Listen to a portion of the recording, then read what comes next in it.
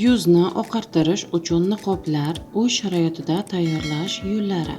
Yuzni oqartirish: agar yuzda biror dog', toshmalar paydo bo'lsa, zudlik bilan mutaxassis shifokor ko'rigidan o'tish lozim.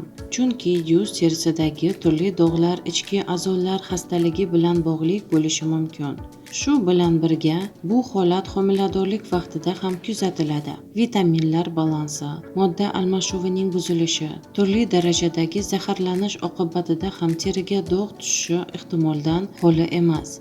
Bunday paytda o'z-bilarmonlarcha yuzga turli xil niqoblar surtish, kremlardan foydalanish salbiy oqibatlarga olib kelishi mumkin. Uy sharoitida turli mevalar. Mabodo yuz terisidagi o'zgarishlar iqlim, fasl almashinuviga bog'liq bo'lsa, unda uni oqartirishning yo'llari juda ko'p. Uy sharoitida turli mevalar, malina, qizil va qora qorag'at, qulupnaydan tayyorlangan bo'tqalar ham yuz terisini oqartirish xususiyatiga ega. Ularning sharbati salfetkalarga shimdirilib 10 daqiqadan 2 marta yuzga quyiladi. Asal yordamida meva bo'tqalarining birortasiga bir choy qoshiq asal qo'shib ham oqartiruvchi niqob tayyorlash mumkin. Uni yuz terisiga surtib, yarim soatdan so'ng limon sharbati qo'shilgan suv bilan yuvib tashlash kerak. Yog'li yuz terisiga niqob. Yog'li yuz terisiga niqob tayyorlash uchun meva bo'tqasiga tuxum oqi qo'shiladi va obdan aralashtirilib, yuz terisiga 30 daqiqaga surtiladi. Bodring pomidor bo'tkalari. Bodring pomidor bo'tqalari, guruch qaynatmasi ham yuz terisini oqartirib, taranglashtirish xususiyatiga ega. Yuz terisini kunda 2 marta guruch qaynatmasi bilan artish mumkin. Guruch qaynatmasi quriganidan so'ng yuz bodringdan tayyorlangan losyon bilan artiladi. Asal va tvorogli niqob. Asal va tvorogli niqob ham yuz terisini oqartiradi.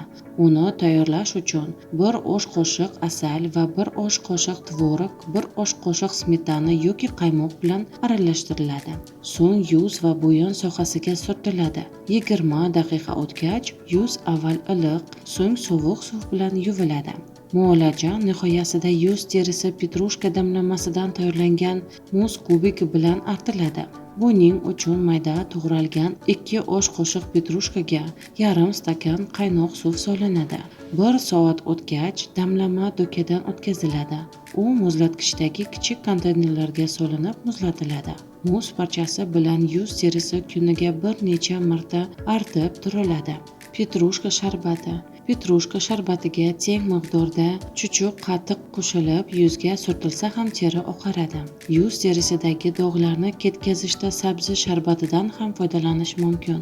Sabzi sharbati kunda 2 marta dog'larga surtiladi. Yuzga surtilgan sabzi sharbati qurigach, 1 osh qoshiq sut qo'shilgan 1 stakan suv bilan chayiladi. Sholg'om. Sholg'om ham yuz terisidagi dog'larni ketkazishda naf berishi mumkin. Buning uchun yuzga oziqlantiruvchi kremni surtib, dog'larning ustiga sholg'om paraklari quyiladi.